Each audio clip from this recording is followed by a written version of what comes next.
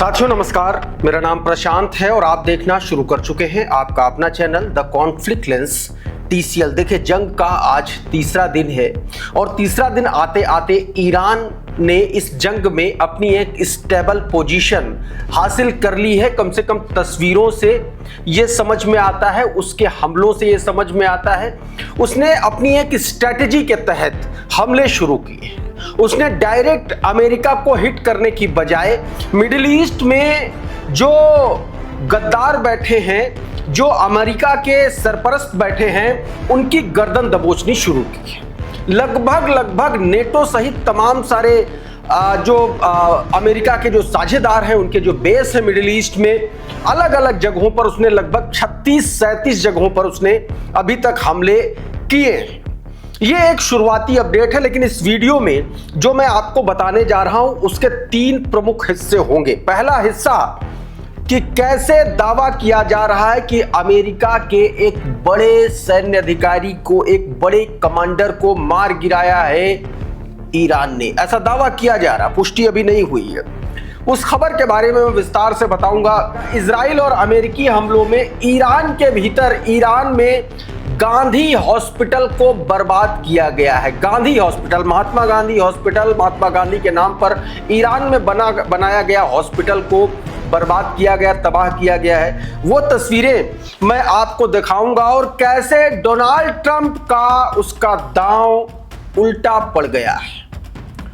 वो चाह तो रहा था कि खामनेई के बाद सब कुछ खत्म हो जाएगा, लेकिन अब मामला उल्टा पड़ गया। उसके सहयोगियों ने उसका साथ छोड़ दिया है। CIA के पूर्व अधिकारी कह रहे हैं कि बैलिस्टिक मिसाइलों का तोड़ ना अमेरिका के पास है, ना ही इजराइल के पास है, और अगर अमेरिकी एयरक्राफ्ट कैरियर समंदर में ईरान ने डुबाया तो ये थर्ड वर्ल्ड वॉर होगा।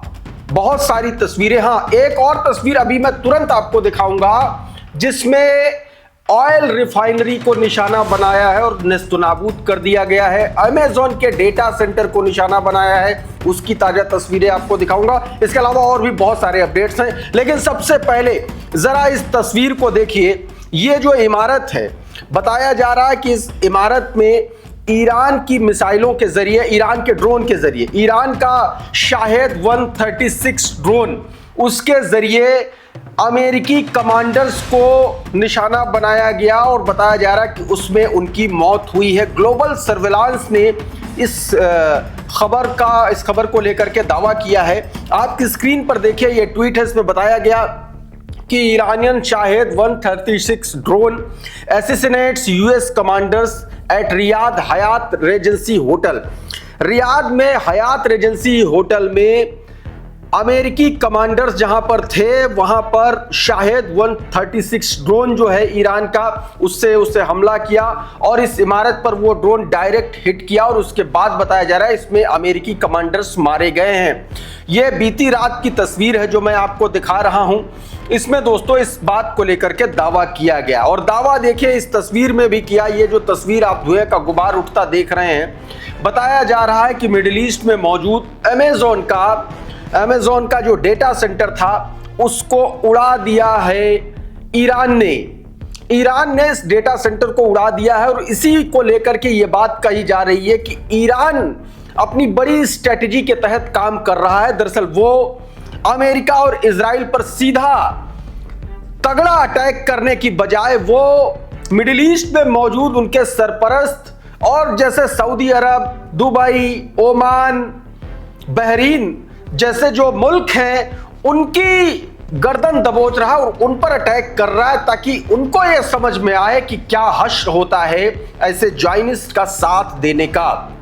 अभी तक वो इजराइल, US, यूनाइटेड स्टेट अमीरात, सऊदी अरब, कतर, कुवैत, जॉर्डन, तमाम सारी जगहों पर उसने हमला किया। अच्छा, एक और बात मैं बताऊं आपको, एक और बड़ी खबर अभी आई। अभी बहरीन में एक बार फिर से उसने नेवल बेस पर हमला किया। वो तस्वीरें मैं बताऊंगा। एक बड़ा अमेरिकी हथियारों का लॉजिस्टिकल हब था वो एरिया पूरा, वहां पर अटैक किया, उसको बर्बाद किया है। लेकिन उससे पहले जरा ये तस्वीर देखिए। तेहरान टाइम्स के हवाले से यह खबर, ये सऊदी अरब का जो ऑयल इंफ्रास्ट्रक्चर था, ये अरामिको ऑयल रिफाइनरी को उड़ाया है। ये रस्तानूरा ऑयल रिफाइनरी है अरामिको में, वहां पर यह हमला किया है ईरान ने। और इस हमले में देखिए ज़बरदस्त उसको नुकसान हुआ। बहुत सारी तस्वीरें, ये क्लोज विजुअल देखिए उसी का, क्लैश रिपोर्ट का, जिसने स्काई न्यूज़ के हवाले से बताया है कि स्काई न्यूज़ अरबिया ने इसको क्लेम किया और बताया कि सऊदी के अरामिको में रस्तानूरा रिफाइनरी को पूरी तरीके से बर्बाद कर दिया, तहस नहस कर दिया और उसके बाद उसको बंद कर दिया गया है, ये बताया गया। दोस्तों, मैं इस रिफाइनरी के बारे में थोड़ा सा आप लोगों को विस्तार से बताने की कोशिश करता हूं कि दरअसल ये हुआ क्या है और उसमें दावा क्या किया गया है। देखिए, खबर के मुताबिक ये है कि ड्रोन हमले के कारण इसको अस्थायी रूप से इस रिफाइनरी को बंद कर दिया गया है। ये रिफाइनरी दोस्तों दुनिया की सबसे बड़ी ऑयल रिफाइनरी मानी जाती है और कहा जाता है कि इसकी जो क्षमता है वो 5,50,000 बैरल प्रतिदिन की इसकी क्षमता है और उसको तहस नहस कर दिया है, उसको बर्बाद कर दिया है ईरान ने। तमाम तरीके के विजुअल हैं, तमाम तरीके की खबरें हैं। देखिए, इस तरीके का एक और विजुअल मारियो नौफल ने जारी किया है जिसमें बताया गया it's one of the world largest refinery, जिसको बर्बाद किया है ईरान ने। और अब बहरीन पर ताजा अटैक की एक तस्वीर, आज की ये तस्वीरें, ये देखिए, ये हमला हुआ है बहरीन के एक नेवल बेस पर और ये देखिए, ये नेवल बेस है। यहां से दरअसल अमेरिका के लिए लॉजिस्टिकल सपोर्ट उपलब्ध कराया जाता था और वहां पर ईरान ने अटैक किया है।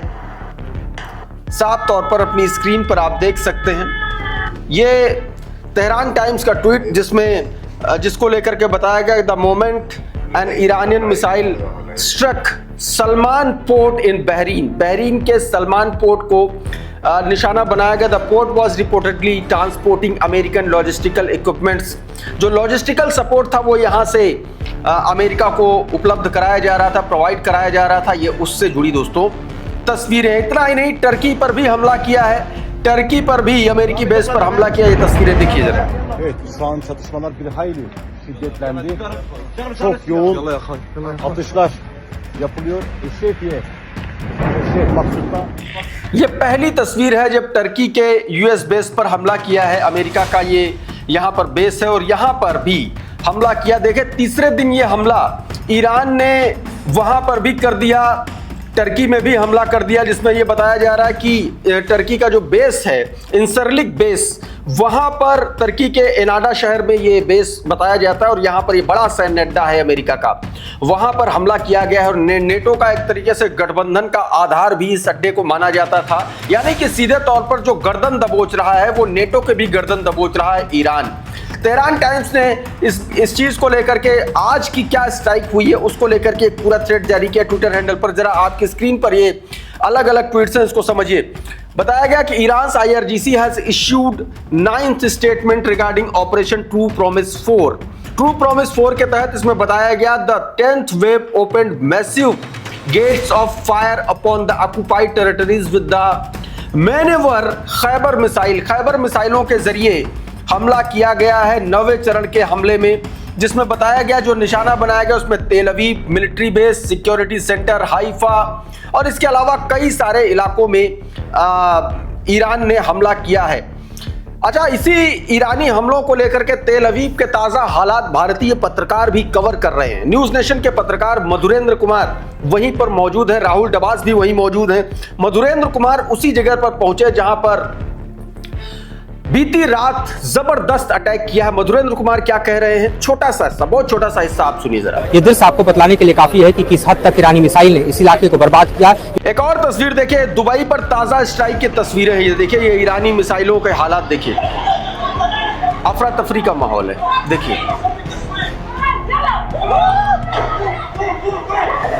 भगदड़ और अफरा तफरी का माहौल है दुबई में। दुबई को सबसे ज्यादा मारा है, सबसे ज्यादा मारा। इस बीच रशिया का खेल समझ में आ रहा है। पुतिन जब ईरान पर हमलों की इंटेंसिटी बढ़ रही है, ईरान हमले कर रहा है, उस वक्त पुतिन और रशिया जैसे साझेदार देश जो है बिजनेस की भाषा बोल रहे हैं। एक बैठक में पुतिन ये कहते हुए सुने गए कि उन्होंने ईरान के साथ एयर डिफेंस को लेकर के बातचीत की शुरुआत की थी, लेकिन ईरान ने मना कर दिया था। इस बातचीत से दरअसल ये समझ में आ रहा है कि ऐसे टाइम पर रशिया ईरान पर एक दबाव बना रहा है अपना एयर डिफेंस सिस्टम एक तरीके से बेचने का या उसके साथ डील करने का। इससे पहले मैंने आपको एक खबर बताई थी, एक इंटेल था शुरुआत में जो एक हफ्ता, देखिए एक खबर और है, ये जो ईरान पर स्ट्राइक हुई ये एक हफ्ता पहले हो जानी चाहिए थी, लेकिन वो एक हफ्ता डिले हुई।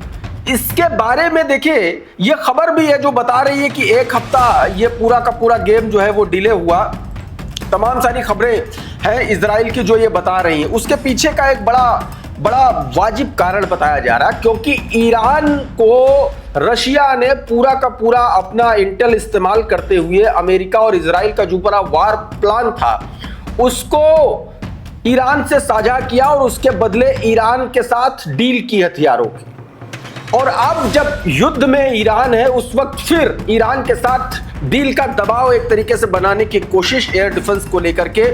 ये ट्वीट किया है वीडियो उमाशंकर सिंह ने अपने ट्विटर हैंडल पर, और इसमें जो उन्होंने कहा है उसको कोट किया अपने ट्वीट में। उन्होंने लिखा कि हमने अपने ईरानी पार्टनर्स को एक बार सुझाव दिया था कि वो एयर डिफेंस सिस्टम से क्षेत्र में हमारे साथ काम करें, लेकिन उन्होंने दिलचस्पी नहीं दिखाई है, ये बात कही जा रही है। दूसरी तरफ दोस्तों पेंटागन वॉर रिस्क को लेकर के लगातार डिस्कस कर रहा है। ग्लोबल सर्विलांस की ये खबर देखिए आपकी स्क्रीन पर, जो इसमें बताया जा रहा है वो आप समझिए। पहले इसमें बताया गया कि Pentagon in intense and paranoid mode as Iran war risk draining US air defence system stockpiles. ये बताया गया कि अमेरिका का जो एयर डिफेंस सिस्टम है उसको चकनाचूर कर रहा है और अब अमेरिका जो है बुरी तरीके से फंसा हुआ है।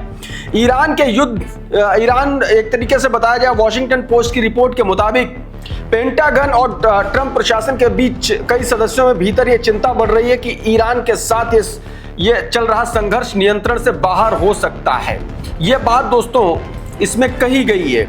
और इतना ही नहीं, पता नहीं क्यों अमेरिका ने हमला किया, जबकि जो मध्यस्थता करा रहा था ओमान के विदेश मंत्री ने यह साफ कहा कि ईरान यूरेनियम का एनरिचमेंट जीरो करने के लिए राजी हो गया था और उसके बावजूद हमला कर दिया गया। सुनिए जरा छोटा सा हिस्सा। Is the agreement that Iran will never ever have a nuclear material that will create a bomb. और अब ये खबर देखिए, ये कान की खबर बताया गया, Trump seeks swift end to Iran operation को लेकर के ट्रंप जो चाह रहा था वो हुआ नहीं। इस पूरे लेख में क्या बताएगा वो मैं आपको बता रहा हूं, कैसे डोनाल्ड ट्रंप को पर उसी का दांव भारी पड़ गया। दरअसल इसमें कहा गया है कि ट्रंप ने यह कहा था कि खामेनेई और उसके कुछ सीनियर नेताओं को मारने के बाद युद्ध 2-3 दिन में खत्म हो जाएगा, लेकिन उम्मीद थी और इसके बाद यह माना जा रहा था कि रिजीम चेंज को लेकर के ईरान के अंदर के ही लोग ही सड़कों पर आ जाएंगे। लेकिन लोग तो आए सड़कों पर,